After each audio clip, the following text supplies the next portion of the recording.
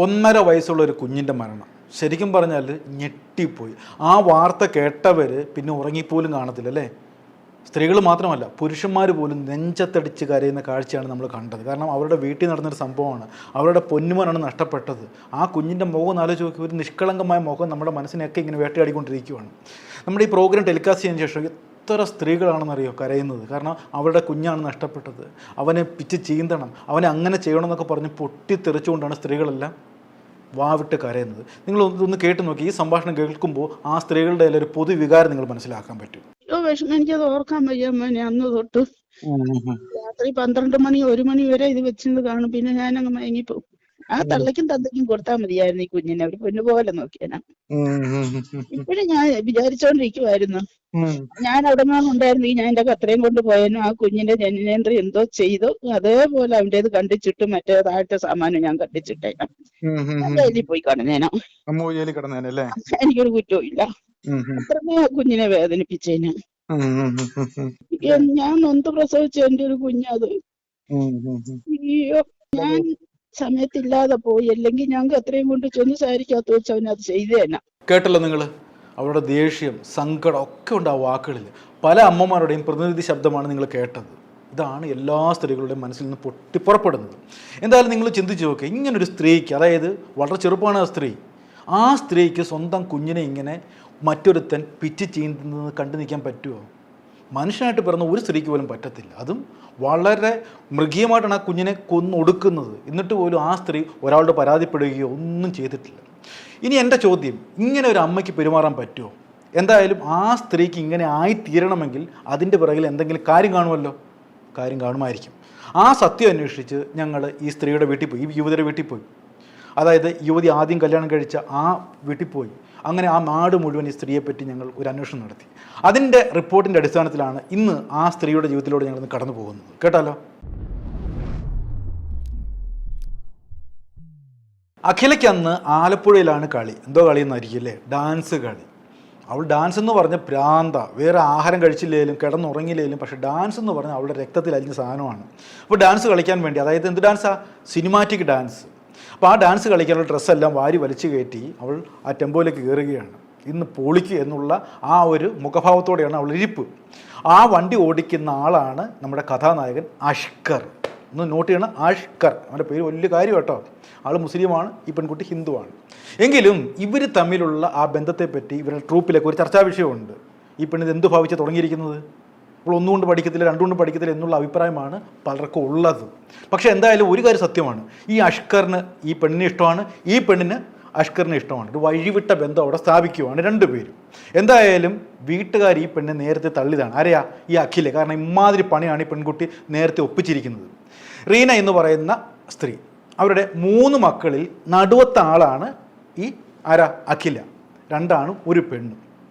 അച്ഛൻ നേരത്തെ മരിച്ചുപോയി. 13ാമത്തെ വയസ്സ് മുതൽ ഈ പെൺകുട്ടിക്ക് എന്തോ ഇതിനോട് താല്പര്യം, ആ ഡാൻസിനോടൊരു പ്രത്യേക താല്പര്യമുണ്ട്. ഏത് പാട്ട് കേട്ടാലും അവൾ അറിഞ്ഞങ്ങ് തുള്ളിക്കളയും.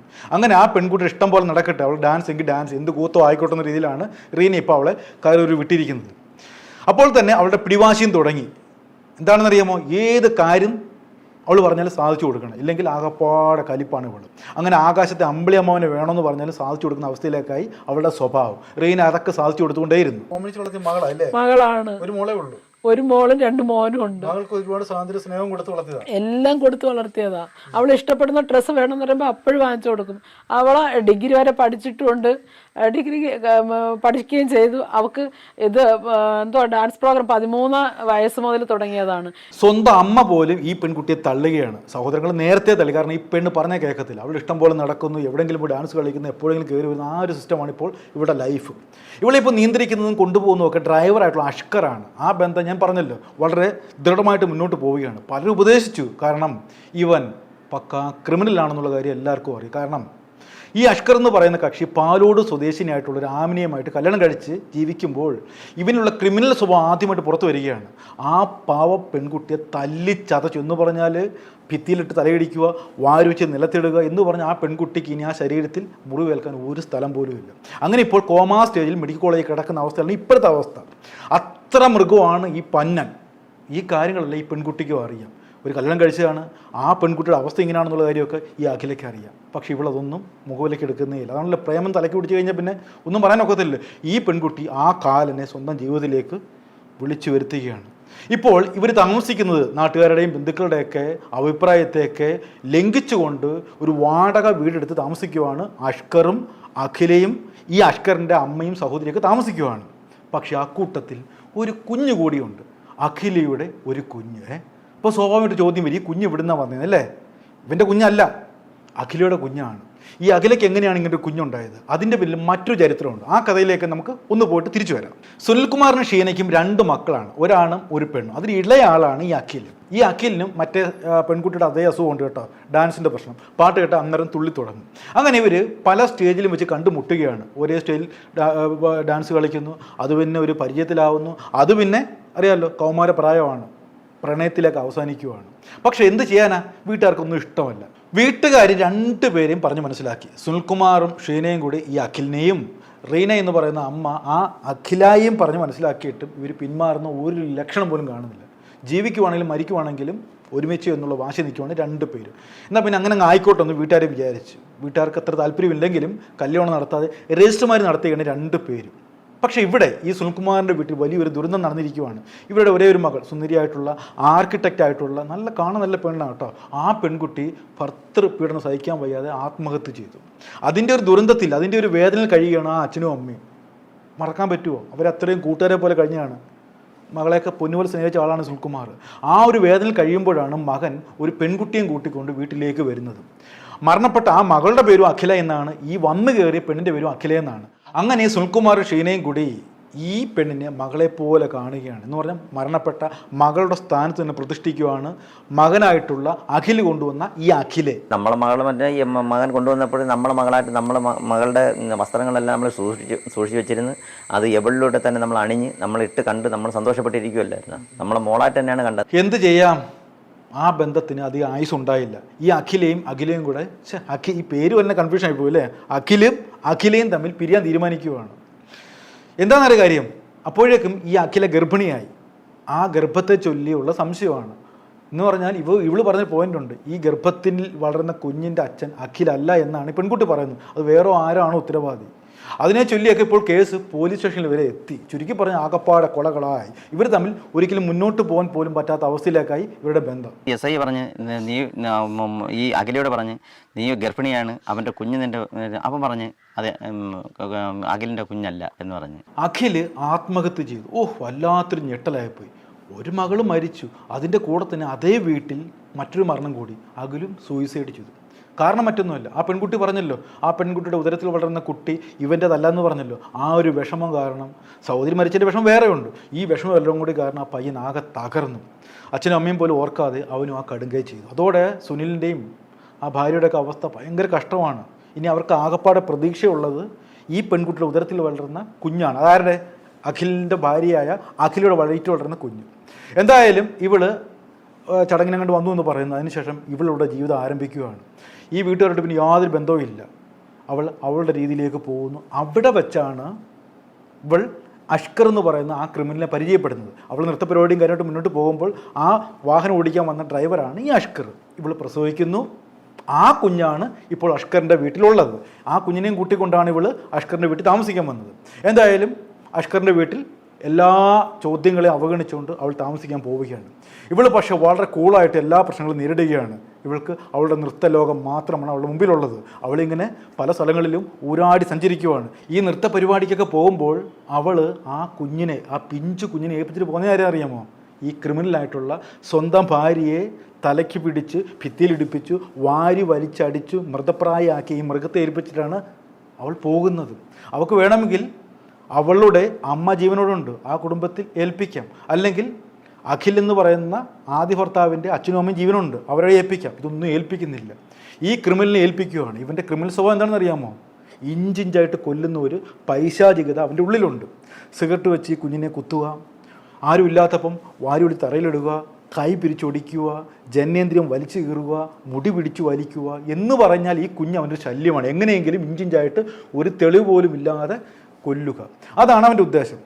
ആൾക്കാർ നോക്കുമ്പോഴോ ചിലപ്പോൾ നമ്മളൊക്കെ നോക്കും, അല്ലെങ്കിൽ അവൻ്റെ ബന്ധുക്കളൊക്കെ നോക്കുകയാണെങ്കിൽ കുഞ്ഞിനെ വാരിയെടുത്ത് വളരെ ഓമനിക്കുന്നു, തോളത്ത് തൊട്ട് ഭയങ്കര സ്നേഹവും അഭിനയിക്കും. അപ്പോൾ കാണുന്നവരിക്കും യോ രണ്ടാനച്ച് ഇത്രയും സ്നേഹമോ, ഒരു തെളിവ് പോലും കൊടുക്കുന്നില്ല. കാണുന്നവർക്ക് പൊന്നച്ഛൻ, അങ്ങനെയാണ് ഇവൻ്റെ ഒരു ലക്ഷണവും പരിധിയും. അങ്ങനെ ജീവിതം മുന്നോട്ട് പോവുകയാണ്. അവൾ അവളുടെ രീതിയിലേക്ക് പോകുന്നു. ആ പൈസ ഇവന് സമ്പാദിച്ചു കൊടുക്കുന്നു. ഇവൻ ജോലിക്കൊന്നും പോകത്തില്ല കേട്ടോ, കള്ള തെമ്മാടിയവൻ. ആ വരുമാനം കൊണ്ടാണ് ഇവൻ ജീവിക്കുന്നത്. ആ പങ്ക് പറ്റി അമ്മയും അവൻ്റെ സഹോദരിയൊക്കെ വീട്ടിലുണ്ട്. അങ്ങനെ പോയി മറ വീട്ടിലാണ് ജീവിക്കുന്നത്. എന്തായാലും ആ പെണ്ണ് അങ്ങനെ പോവുകയാണ്, കൊച്ചിനെ എടുത്ത് ആരോ ഏൽപ്പിച്ചിട്ട് പോവുകയാണ്. ആരെന്ന് പറഞ്ഞാൽ രണ്ടാനച്ഛനാണെങ്കിൽ അവൻ മൃഗം തന്നെയാണ്. അങ്ങനെ ഇവൾക്ക് തമിഴ്നാട്ടിൽ ഒരു നൃത്ത പരിപാടി കിട്ടി. 3-4 ദിവസം ഇനി അവളില്ല. ഈ കുഞ്ഞിനെ ഈ മൃഗത്തെ വീണ്ടും ഏൽപ്പിക്കുന്നു. ടാറ്റ ചൊല്ലി അവൾ പോകുന്നു. അവിടെ നിൽക്കട്ടെ, ഇവിടെ സംഭവിക്കുന്നത് മൃഗീയമുള്ള കാര്യമാണ്. ഇവൻ പറ്റിയ സമയമാണ്. ഈ കുഞ്ഞിൻ്റെ കഥ ഇതോടെ തീർക്കണം. ആ കുഞ്ഞിനെ ഞാൻ പറയുന്ന വാക്കുകൾ എനിക്കറിയത്തില്ല, എന്ത് പറഞ്ഞ് വിശേഷിപ്പിക്കണം അറിയത്തില്ല. പലർക്കും അത് കേൾക്കുമ്പോൾ സങ്കടം സഹിക്കാൻ പോലും പറ്റത്തില്ല. പല വിഷയങ്ങളും നിങ്ങൾ കണ്ടിട്ടുണ്ടാവുമല്ലോ, ആ കുഞ്ഞിൻ്റെ കൈ ഒടിഞ്ഞതും ആ കുഞ്ഞിൻ്റെ നിഷ്കളങ്കമായ നോട്ടം. 1.5 വയസ്സുള്ള കുഞ്ഞിന് എന്ത് പറയാൻ പറ്റും? ആ കുഞ്ഞിൻ്റെ ശരീരത്തിൽ 93 മുറിവുകളാണ് ഇപ്പോൾ ഉള്ളത്. ഇപ്പോൾ വന്ന റിപ്പോർട്ടുകൾ അതാ പറയുന്നത്. 4, 6, 7 വാരിയലുകൾ തകർന്ന് തരിപ്പണമായിരിക്കുന്നു. അത്ര മൃഗീയമായിട്ട് ഒരു മനുഷ്യ ശരീരത്തോട്, ആ ചെറിയ ശരീരത്തോട് എങ്ങനെ പെരുമാറാൻ പറ്റും ഒരാൾക്ക്? ആ ശരീരത്തോട്, കുഞ്ഞു ശരീരത്തോട് ഒരു മൃഗം കാണിച്ച പണിയാണ് ഇപ്പോൾ പുറത്ത് വന്നിരിക്കുന്നത്. അവൾ ഡാൻസും കൂത്തും എല്ലാം കഴിഞ്ഞ് തിരിച്ച് ഈ വീട്ടിലെത്തുമ്പോൾ കാണുന്ന കാഴ്ച എന്നറിയുമോ? കുഞ്ഞിന് ശ്വാസം എടുക്കാൻ പോലും വയ്യാതെ കിടക്കുകയാണ്. അവനിങ്ങനെ നോക്കുവാണ്, അമ്മ ഞാൻ പോയമ്മ എനിക്കൊന്നിനും പറ്റുന്നില്ല എന്നുള്ള അവസ്ഥയിൽ കിടക്കുകയാണ്. താങ്ങിനെടുത്തുകൊണ്ട് നേരെ ആശുപത്രിയിലേക്ക് കൊണ്ടുപോവുകയാണ്. അപ്പോൾ ഈ മൃഗം, അതായത് അഷ്കർ എന്ന് പറയുന്ന റാസ്കിൽ പറയുന്ന മറുപടി എന്താണെന്ന് അറിയുമോ? കുഞ്ഞിന് ഞാൻ ആഹാരം കൊടുത്തപ്പോൾ തൊണ്ടയിൽ ഉടക്കി, അതുകൊണ്ട് അവന് ശ്വാസം കിട്ടുന്നില്ല എന്നാണ് പറഞ്ഞത്. അങ്ങനെ ആശുപത്രിയിൽ എത്തിക്കുന്നു, കുഞ്ഞു മരിക്കുന്നു. സത്യം പറഞ്ഞാൽ ആ നിമിഷമാണ് പുറംലോകമുള്ളവർ ഈ കുഞ്ഞിൻ്റെ ആ ശരീരം കാണുന്നത്. അതുവരെ ഈ കുഞ്ഞിനെ പറ്റി ആർക്കും ഒരു ഐഡിയ ഇല്ലായിരുന്നു. കുഞ്ഞിൻ്റെ ബന്ധുക്കൾക്കില്ല, വേണ്ടപ്പെട്ടവർക്കൊന്നുമില്ല. പക്ഷെ നേരിട്ട് കാണുമ്പോൾ, ആ മരിച്ചു കിടക്കുന്ന ബോഡി കാണുമ്പോഴാണ് ഇത്രയും വലിയ മൃഗീയമായിട്ടുള്ള പീഡനമാണ് കുഞ്ഞു ശരീരത്തിൽ ഏറ്റതെന്നുള്ള കാര്യം എല്ലാവരും അറിയുന്നത്. അത്രത്തോളം മൃഗീയമാണ്. ഞാൻ പറയുന്ന വാക്കുകൾക്ക് അതീതമാണ്. ഇത് പറഞ്ഞാൽ നമുക്ക് പറഞ്ഞ് ഫലിപ്പിക്കാൻ പറ്റത്തില്ല, അത്രയും മൃഗീയമാണ്. എന്തായാലും വല്ലാത്ത എന്താ പറയുന്ന ഒരു ദുരന്തമായിപ്പോയി കുഞ്ഞിൻ്റെ മരണം.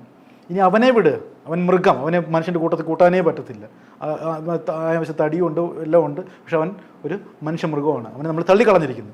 നമ്മൾ ശ്രദ്ധിക്കേണ്ട മറ്റൊരു കാര്യമാണ് ആ പെൺകുട്ടി, അമ്മയെന്ന് പറയുന്ന മാതൃത്വത്തിൻ്റെ ആ ഒരു കാര്യമാണ്. പലപ്പോഴും ഇവൻ ആ കുഞ്ഞിനെ ഉപദ്രവിക്കുന്ന ഈ സ്ത്രീ കണ്ടിട്ടുണ്ടെന്നേ പലരും പറയുന്നുണ്ട്. എന്നിട്ട് പോലും അത് മൗനമായിട്ട് കണ്ടുകൊണ്ടിരിക്കുകയാണ്. ഒന്ന് തടയാനോ എന്തിനാണെന്നോ ഒന്ന് ചോദിക്കാൻ പോലും ആ പെൺകുട്ടി മെനക്കെടുന്നില്ല. അത് മാത്രമല്ല, ഒരു അമ്മ കുഞ്ഞിനെ കൈകാര്യം ചെയ്യുമ്പോൾ, 1.5 വയസ്സുള്ള കുഞ്ഞിനെ കൈകാര്യം ചെയ്യുമ്പോൾ ദേഹത്തുള്ള പാടുകൾ ശ്രദ്ധിക്കാതിരിക്കാൻ പറ്റുമോ? ജനനേന്ദ്രിയം പോലും പിടിച്ചു വലിച്ച് മുറിച്ചിരിക്കുകയാണ്. കൈയുടെ ആ മുറിവുകൾ എല്ലാം ആ സ്ത്രീയുടെ ശ്രദ്ധയിൽപ്പെടുന്നുണ്ട്. പക്ഷെ ഒരിക്കൽ പോലും നോ എന്ന് പറയാൻ ആ തള്ളയ്ക്ക് കഴിഞ്ഞില്ല. എന്തായാലും വല്ലാത്ത ഒരു ദുരന്തമായിപ്പോയി ആ കുഞ്ഞിൻ്റെ ഒരു മരണമെന്ന് പറയുന്നത്. അപ്പോൾ രണ്ടുപേരും തട്ടി അകത്താക്കിയിട്ടുണ്ട്. എങ്കിലും നാളെ ഒരുപക്ഷെ പുറത്തു വരുമോ ഇല്ലയോ, നമ്മുടെ നീതിയെ പറ്റി അല്ലെങ്കിൽ നിയമത്തെ പറ്റിയൊന്നും പറയാൻ ഒക്കത്തില്ലല്ലോ. ഒരുപക്ഷെ ശിക്ഷിക്കപ്പെട്ടാലും ഇല്ലേലും 1000 അമ്മമാരുടെ കണ്ണുനീര് ആ പെണ്ണിൻ്റെ തല വീഴും, ഉറപ്പാകും. ഒരിക്കലും ആ പെണ്ണിന് ഒരു ശാന്തി കിട്ടത്തില്ലെന്നേ.